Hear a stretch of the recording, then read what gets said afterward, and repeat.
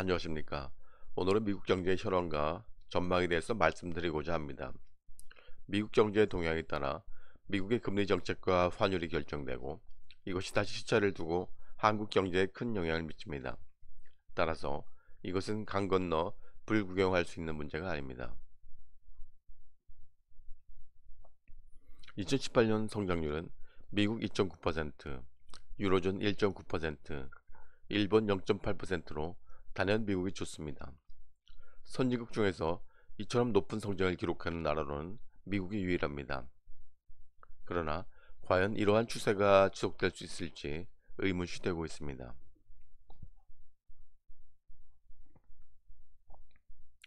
2019년 미국의 성장률은 서서히 하락하고 있는 중이며 연간으로 2.0%에 달할 것으로 전망되고 있습니다. 여러 기관에서 4분기에 대한 전망을 하고 있는데 뉴욕 연방준비은행의 나우 캐스트 모델과 애틀란타 연방준비은행의 GDP 나우 모델은 모두 2019년 4분기 성장률을 0.4%와 0.3%로 전망하고 있습니다. 최근 블룸버그 컨센서스에 따르면 2020년 미국 성장률은 1.8%로 올해보다 더 낮아질 것으로 전망하고 있습니다.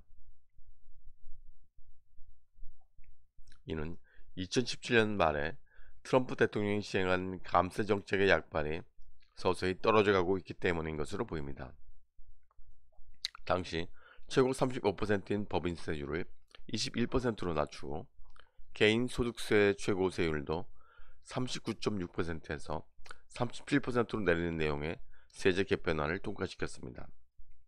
이는 31년 만에 가장 큰 규모의 감세 조치로 트럼프 대통령은 이를 크리스마스 선물이라고 추켜 세운 바 있습니다. 이 덕분에 기업의 세후 이익이 크게 늘었고 이 돈으로 자사주를 매입함으로써 주가가 오르고 주가 상승에 따라 주로 부유층들이 소비를 늘린 것이 미국 경제가 호조를 보여왔던 가장 큰 원인이었습니다. 억만장자 투자자 워런 버핏이 그는 투자회사 버크셔 해서웨이가 2018년 도널드 트럼프 정부의 감세 정책으로 290억 달러의 이익을 거두었다고 주주에게 보내는 편지에서 밝혔습니다. 미국은 그동안 GDP의 70%에 해당하는 소비 호조에 힘입어 순조롭게 성장하여 왔습니다. 미국의 소비는 글로벌 금융위기 직후를 제외하고는 큰 변동 없이 상승 추세를 이어왔습니다. 미국의 GDP는 소비만 괜찮으면 성장하는 구조를 갖고 있습니다.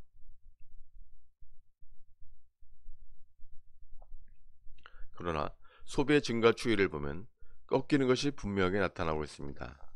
2019년 8월 소비 증가율은 3.7%로 여전히 좋지만 소매 판매액은 0.3%로 줄어 감소세로 반전하였습니다.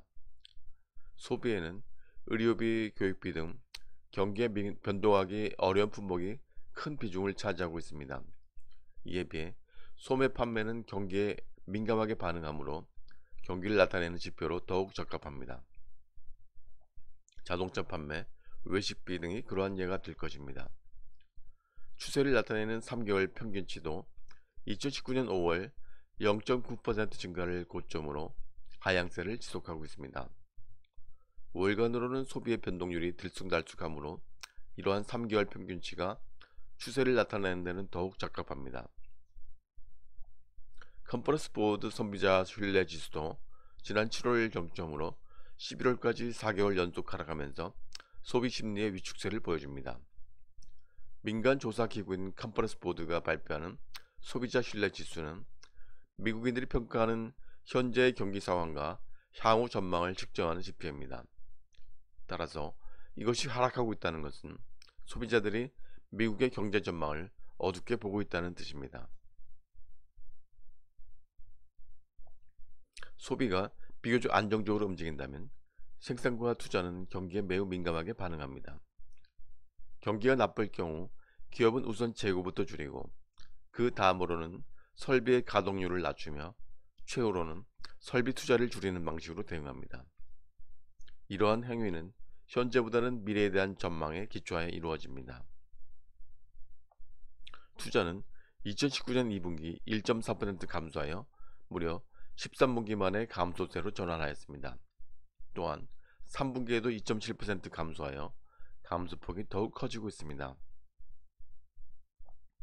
ISM 제조업 지수는 2019년 9월 47.8을 기록하였는데 이것이 50 미만이면 향후 제조업의 전망이 어두운 것입니다. 이 지수는 미국 20개 산업의 300개 제조업체들에게 신규 수주, 생산, 고용, 물품 인도, 재고 등에 관한 설문을 돌리는 식으로 산출됩니다. 같은 달 ISM 서비스업 지수는 52.6으로 50을 넘어 아직 낙관적입니다. 미국의 경우 제조업보다는 서비스업의 비중이 압도적이므로 이 지수가 더욱 중요하기는 합니다. 그러나 일반적으로 제조업이 먼저 움직이고 서비스업이 그 뒤를 따르기 때문에 향후 이 지수도 하락할 가능성이 높습니다. 이처럼 생산과 투자의 관점에서 보면 미국의 경기는 분명히 고점을 지나 하향하고 있습니다. 이것은 장기적인 민간 투자의 흐름을 보면 더욱 분명히 알 수 있습니다. 미국의 민간 총 투자도 2019년 들어서 분명히 꺾이고 있습니다. 미국의 산업 생산 지수도 마찬가지 흐름을 보이며 더욱 추세가 분명합니다.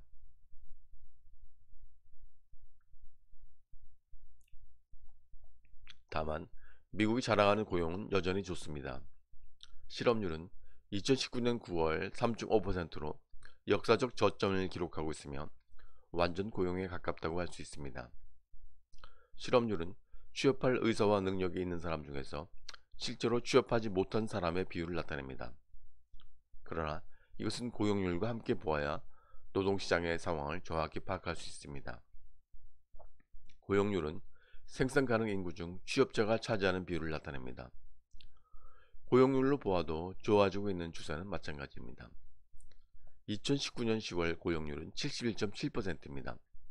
그러나 최고점인 2000년 4월 74.5보다는 낮습니다. 그리고 아직 2008년 금융위기 이전의 수준을 만회하지 못하고 있습니다. 이는 상당수의 실업자가 구직을 포기함으로써 실업률의 통계에서 사라졌기 때문에 나타나는 현상입니다. 미국에서 금융위기 이후 양극화가 심화되고 저임금의 서비스업 위주로 일자리가 늘어났기 때문에 이러한 임금 수준에서 사실상 취업을 포기한 사람들이 적지 않습니다. 이것이 통계에서 가려져 있기 때문에 미국의 노동시장이 유례를 찾기 어렵도록 좋게 나타나는 것입니다.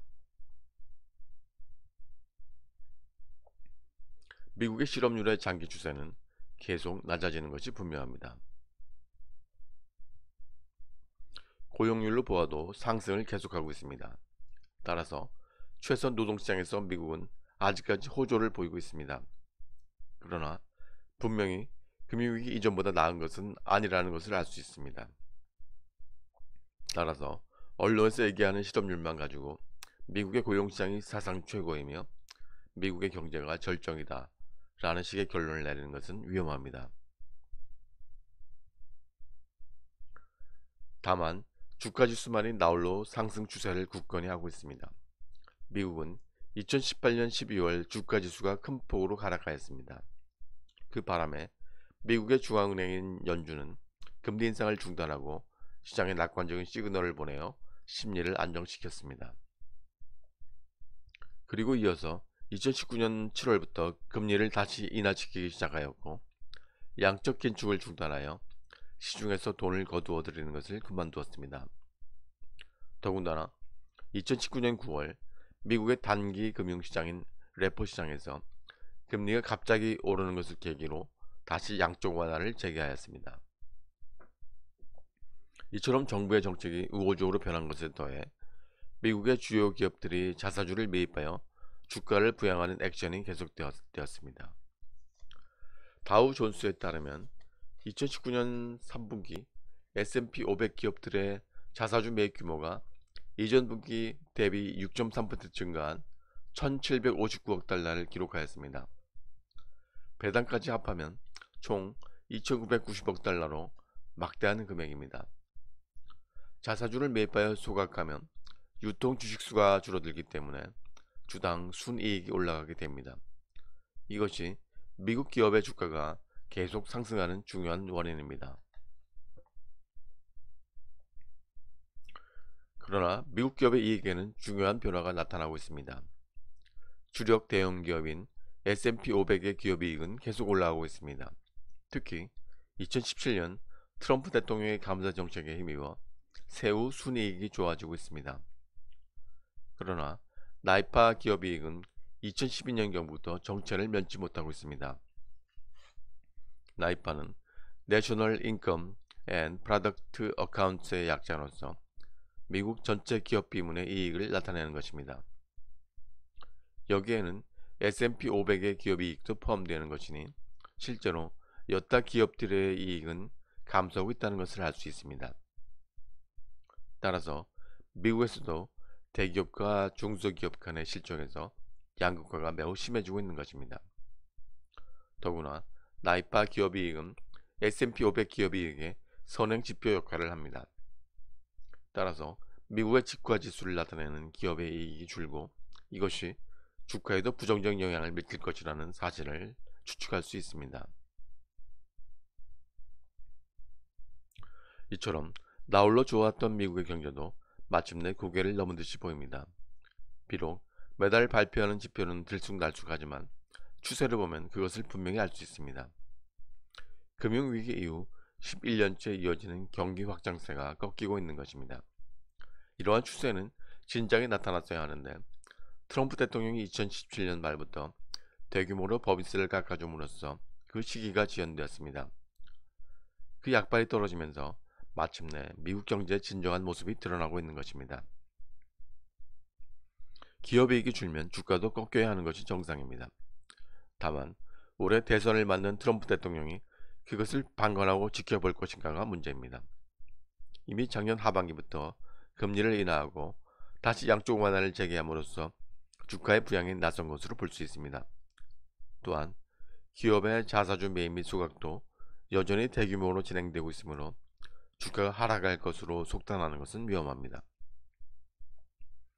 주가가 하락하면 주가 상승에 기대어 소비를 늘리던 부유층 및 중산층들이 지갑을 다듬으로써 경제가 급속하게 하락할 가능성이 높습니다. 사실 그동안의 미국의 경제 호조는 금리 인하와 감세가 주가 상승을 이끌고 이것이 소비를 증대시키는 자산 효과에 기댄 바가 컸습니다. 따라서 트럼프 대통령은 어떤 형태로든 연준을 압박하여 대규모 양적 완화를 시행할 가능성이 높습니다. 이것은 최소한 엄청난 주가 상승의 랠리를 이끌지는 못하겠지만 주가가 폭락하여 경제에 타격을 주는 것은 막을 수 있을 것으로 보입니다. 이러한 미국의 금리 인하와 양적 완화는 한국에도 금리 인하를 압박하는 요인으로 작용할 것으로 보입니다.